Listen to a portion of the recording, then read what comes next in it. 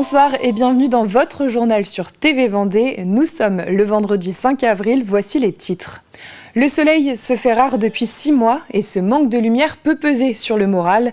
Nous entendrons dans cette édition les solutions des Vendéens qui attendent les beaux jours avec impatience. Nous nous intéresserons au baskin. Il s'agit de basket inclusif. Depuis 2016, à Montrévert, une équipe existe. Valides et non valides pratiquent ensemble dans une ambiance familiale et ils enchaînent les victoires. Enfin, nous irons du côté de Fontenay-le-Comte où s'est déroulé le salon du centenaire de la Société vendéenne des arts. Une exposition-vente avec de l'art local, peinture, sculpture, gravure ou encore photographie seront à découvrir en fin de journal. Comme vous l'avez sans doute constaté, le soleil se fait attendre et même si nous avons eu quelques éclaircies aujourd'hui, le temps printanier n'est pas encore là. Depuis le mois d'octobre, le temps est gris et pluvieux et nous avons enchaîné les tempêtes. Le manque de soleil joue sur le moral des Vendéens et ils sont impatients de retrouver les beaux jours. Mathis Pires est allé prendre la température. Les semaines s'enchaînent et le soleil continue de se cacher. Dans le centre de La Roche-sur-Yon, le beau temps se fait attendre. Ah oui, on s'attend à mieux, oui, surtout après l'automne et l'hiver qu'on a eu. Ouais, on espère du soleil, ouais. On attend avec impatience effectivement que le printemps apparaisse. C'est sûr qu'on a hâte que le soleil revienne. C'est pas très agréable d'avoir cette pluie tout le temps. Et pour éviter la déprime par le manque d'ensoleillement, chacun a sa technique. Moi, je prends des fruits et puis je garde le moral. Je vais à la gare en vélo, donc déjà ça me donne la pêche. Voilà, je fais beaucoup de sport, je profite de la nature. Des vitamines, une fois par mois, c'est pareil pour le manque de soleil. Plus loin, aux herbiers, ce passionné de météo fait ses propres prévisions. Donc en fait, la feuille que j'ai ici, c'est les relevés de la station. Là, c'est vraiment déprimant parce que depuis le 18 octobre, c'est vraiment du gris, de la flotte. C'est depuis son bureau que Didier analyse tous les jours les dernières conditions climatiques. Je fais toujours la prévision que le matin. La prévision est plus fiable le matin que celle du soir. Et pour un retour du soleil, selon ces dernières informations, il faudra attendre jusqu'au 20 avril prochain.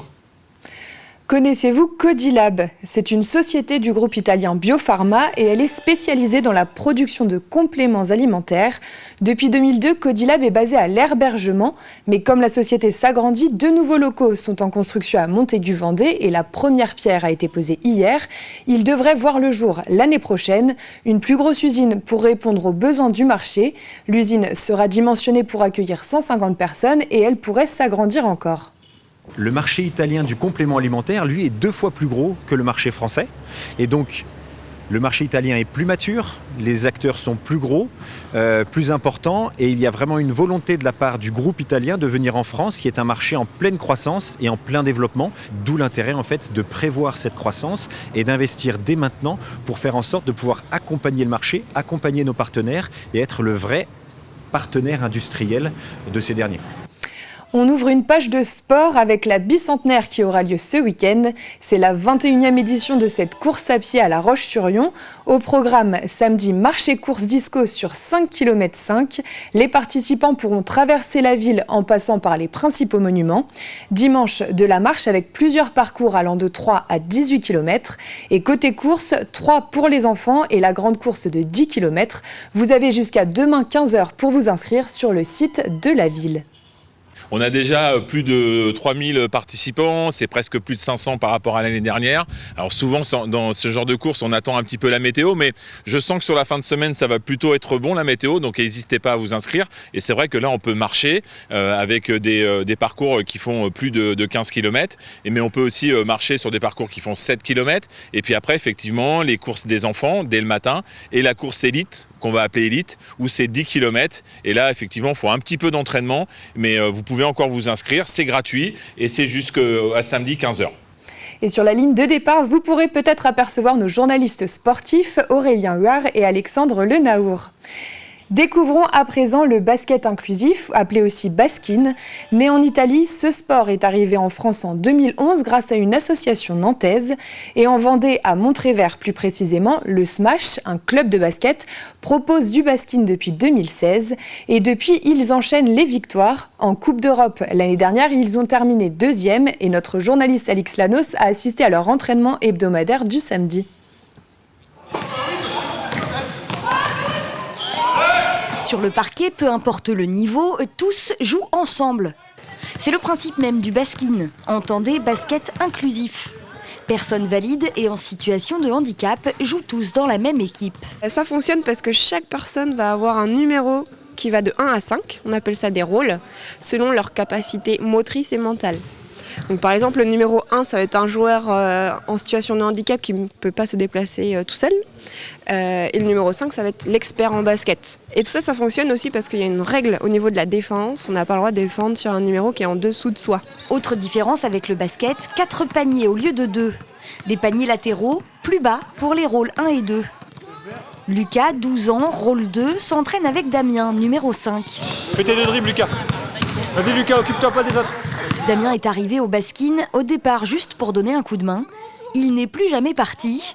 Il a trouvé ici quelque chose de plus. Le partage et le mélange de tous les rôles, de tous les handicaps, des valides, des non-valides. Vraiment l'esprit famille, la cohésion. La famille, c'est un mot qui revient souvent dans la bouche des joueurs de baskin.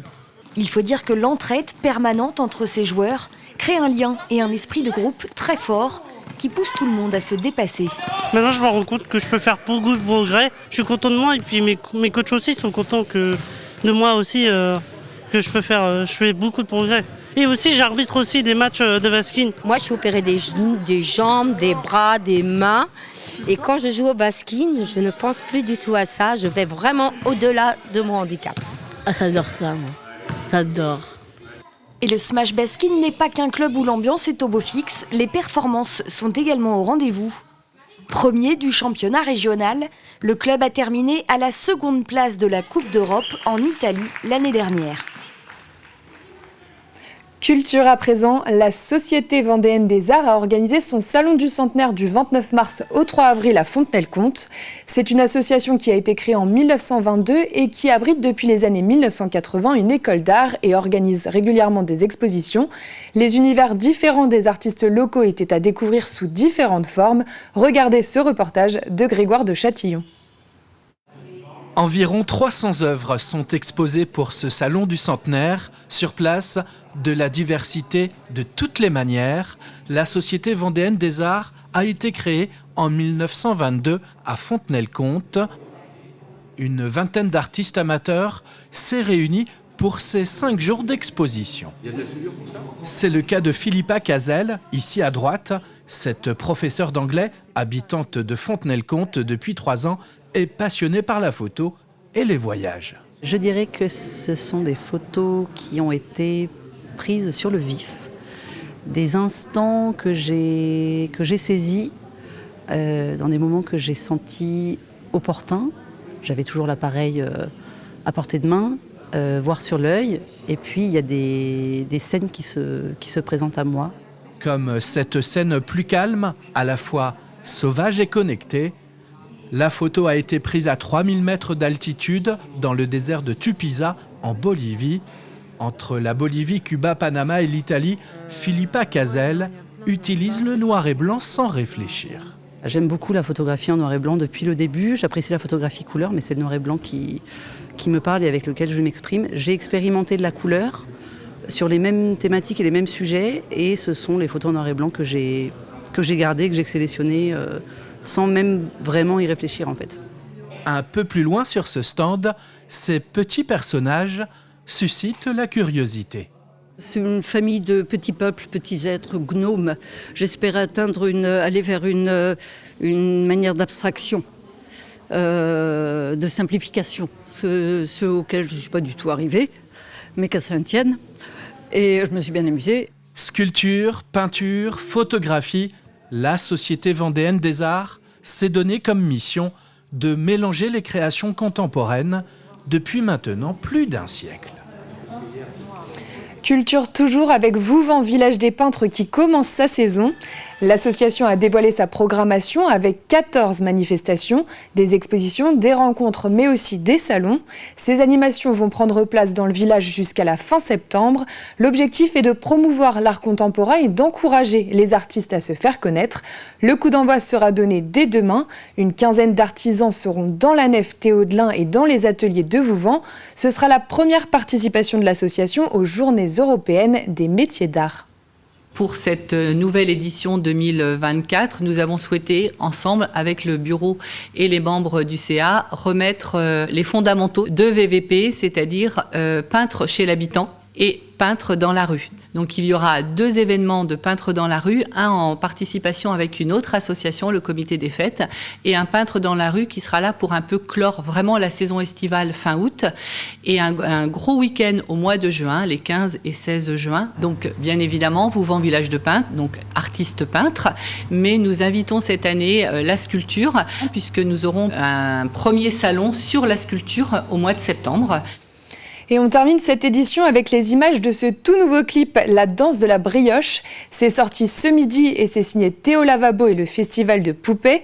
Ce titre totalement inédit a été créé pour la soirée Poupées des Rails qui aura lieu le 19 juillet prochain et qui affiche déjà complet. Ce clip a été tourné à Malièvre et le folklore vendéen est mis à l'honneur. L'objectif est de battre le record de participants à la danse de la brioche. On se quitte en regardant un extrait de ce clip qui cumule déjà presque 20 000 vues. Passez un excellent week-end. Attention de ne pas cogner ton front au moment où tu seras sous le pont, sinon tu feras tomber la brioche. Rien que d'y penser, j'en ai la pétoche. Attrapez-vous tous par les mains, si t'es tout seul, trouve-toi un copain. C'est le grand jour, on est tous ici, ça sent l'amour, la famille, les amis. Et balancez, balancez, balancez, et rassemblez, rassemblez, rassemblez. Et balancez, balancez, balancez, et rassemblez, rassemblez, rassemblez. Et pour apporter bonheur aux mariés, sous la brioche, tout le monde doit passer. On tape dans les mains pour les encourager. Ça va pas être facile à porter. Après c'est à toi de les remplacer. Pour le moment continue de tourner.